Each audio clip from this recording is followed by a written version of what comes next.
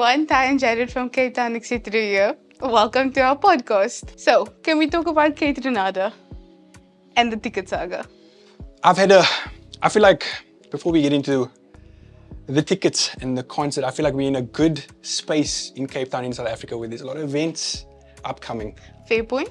We got Tyler, we got the announcement of this new Milk and Cookies Festival. I was excited when I heard that for their first event, their headliner would be one of the artists that I'm very young, that I've grown up with since 2016. He's one of the only artists I've said I would ever see. I'm so sorry. Yes. You grew up in 2016. No, man, okay, sorry, that's a good point. In high school, when I expanded my music taste, I found a DJ called Kate Renata, and I vowed since 2016 that whenever you would come back to Cape Town or come back to South Africa, I would buy tickets. And last week the announcement was made, we wrote something for Cape, etc. I was typing with the hell out of that keyboard because I was just extremely excited. We got word that the pre-sales were at 4th of November today, yes. 8.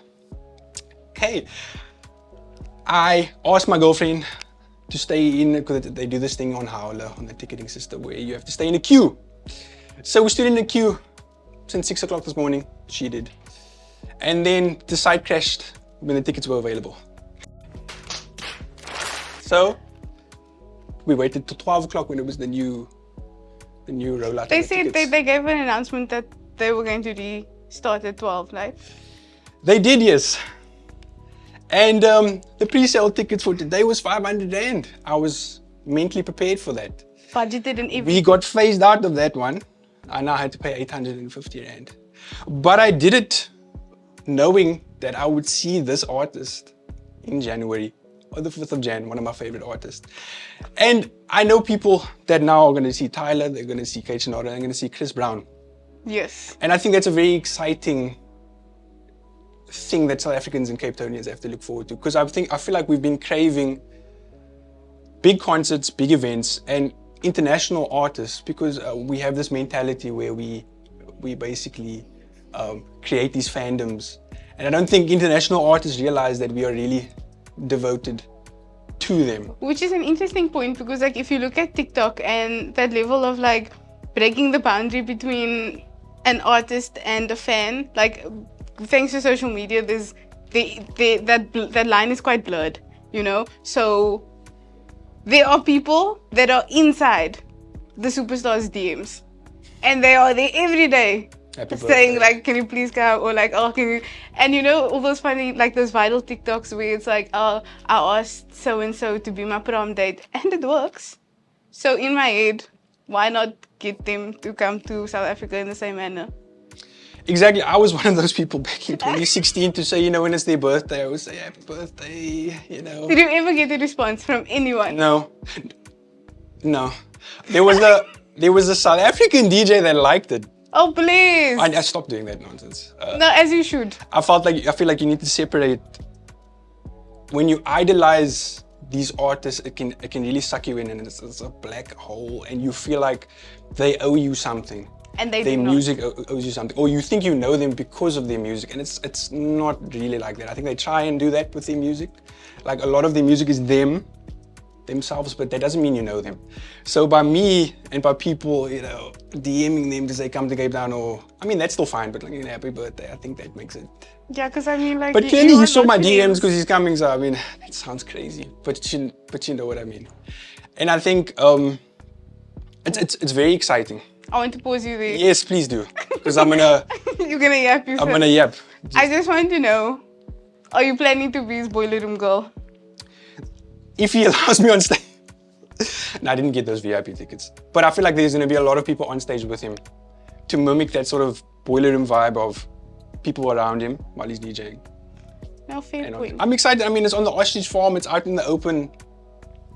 I feel like it's a great way in which we can emulate boiler room standards. I think this Milk and Cookies Festival, I know it's their first event, but apparently what's special about them is they're similar to boiler room in that they create these cultural experiences.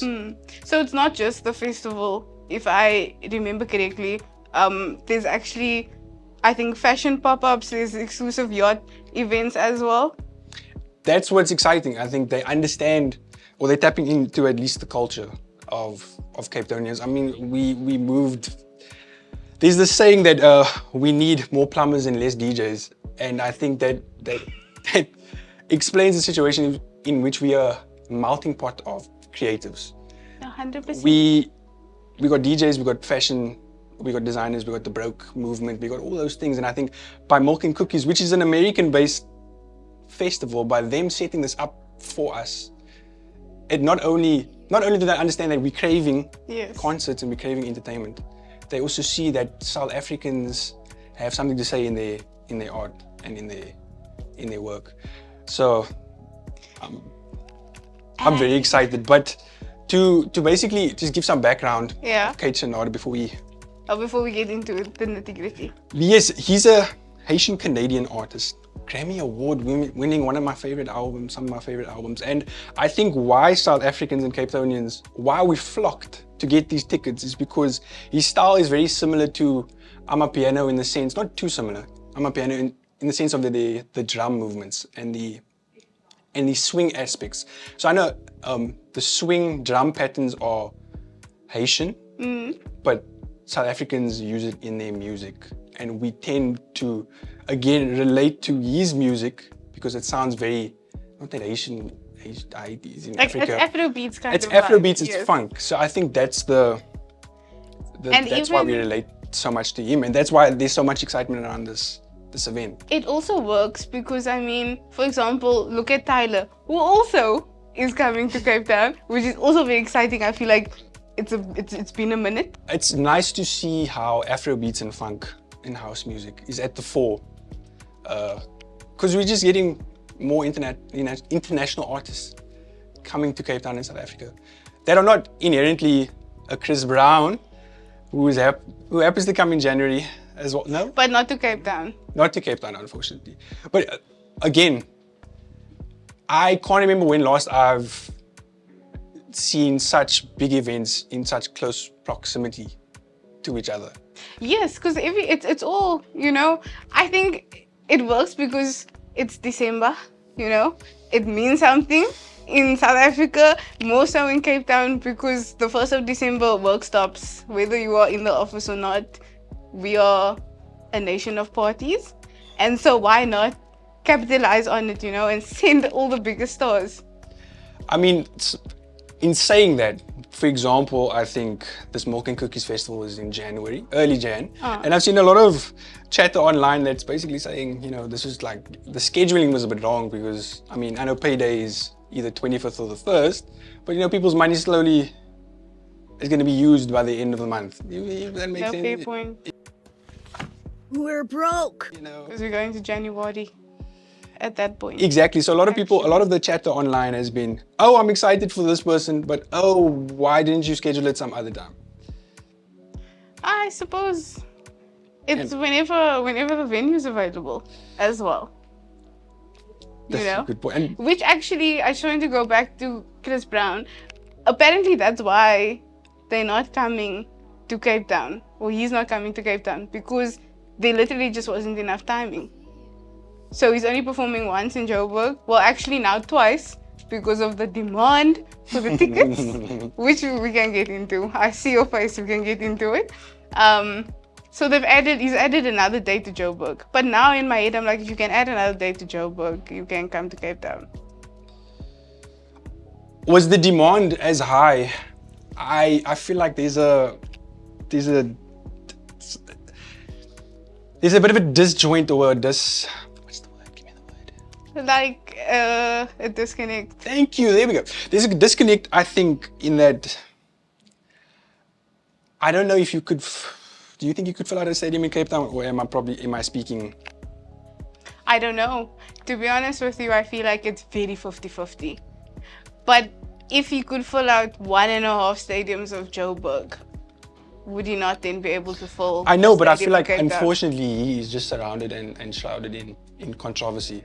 So I feel like, I mean, after the whole Women for Change petition to have his visa revoked, and a lot of people that I've said, oh, I bought tickets, they being outed and saying, how can you support a quote unquote alleged abuser. Let me just play devil's advocate here. Okay. I'm not saying yes, I'm not saying no, but just for devil's advocate's sake. You can make the argument, and I've seen many of it online, so I just want to know what you think of, yes, he's a bit of a controversial figure, but do we not have many local artists that are just as controversial with shows lined up as well? No, you have a good point, but it doesn't mean you can't be angry for all of them. So Okay. you're angry for the one, but it doesn't mean, I know there's certain South African artists and DJs that are also surrounded in controversy, but I mean, before I get into that, what do you feel about separating the art from the music? I think it's necessary because, actually, it depends on the art. I touched on earlier that, remember, that we feel that we owed something by listening to people's music, because I mean, the artists put themselves in their songs. So how do you then disconnect their autobiography in their music? But let me ask you this. It's not an autobiography in words. It's a visual autobiography, right? If I'm talking about art, like literal just painting. Okay. But that is also themselves in the art. But you don't have the same relationship with that artist as you do with a musical artist. Why? Expound. What do you mean? So I'm saying, why can't you separate the art from the artist? Because in visual art pieces, that is the expression, in the same way that musicians put themselves in their art, which is music.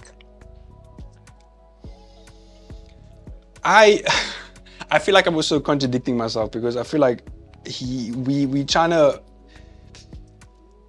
for example, I'm putting myself in the shoes of someone that says, I'll boycott him because he's an abuser. Yes. Okay. We don't owe him anything and he doesn't owe us anything. Like we don't have a personal relationship with him. So why? So I know a lot of people would say, why should we seek forgiveness or make sure that someone does right in something if we don't know them? Like, is it our place to judge? Is basically the gist of it all. That's the thing. You can't impose forgiveness. You can do what you want, to buy tickets or don't buy tickets, right? Support him, don't support him. But at the same time, he still doesn't owe you anything. Okay. But I don't know, because then modely. But for example, I want to bring up something, but when you listen to R. Kelly's music, what's the first thing that you always say? Ooh, I can't listen to this song, but it's a jam. Why do you say that? Because it's a jam. No, but why do you say the first part? If you can separate the art from the music, why do you then automatically say that first statement? But that's where now the thing is, how personal you're getting. Where's the line of like intimacy? Actually, I think you can call it, because at the end of the day, we aren't owed forgiveness. Do you know what I mean? The victim is owed forgiveness. Okay. So we can take a model standpoint and act on that and be like, Chris Brown, please, can you just say sorry? Look, I feel like we can speak about this for hours, but my stance is that I feel like we should look at ourselves as South Africans, and I don't think we should support an artist that has been involved in cases of GBV, and I don't think we should support and buy tickets, and that's just my stance. Okay, given the severity of GBV in our country, I think that I would fully agree with that, but he's not even coming to Cape Town. So let's shift back to Kate Renata, who is coming to Cape Town. The tickets are literally flying as we speak, if they're not already sold out, which I'm quite shocked by. It's amazing to see the support of like one of my favorite artists. So it's I know the tickets are quite expensive, but support this artist so we can get not more bigger artists, but I mean some of your favorite overseas artists to come to Cape Town. I think that we show support now. We'll see the flowers of it in the future. I think that's the perfect way to end this off. Don't you agree? I do. Thank you for this conversation. No, it's always a pleasure. Love you. I'm still a bit nervous, but it's fine. Okay, and on that note, this is our first run. So thanks guys for joining us on our little yap session, our little conversation, whichever way you'd love to refer to this. And hopefully we'll see you again next time.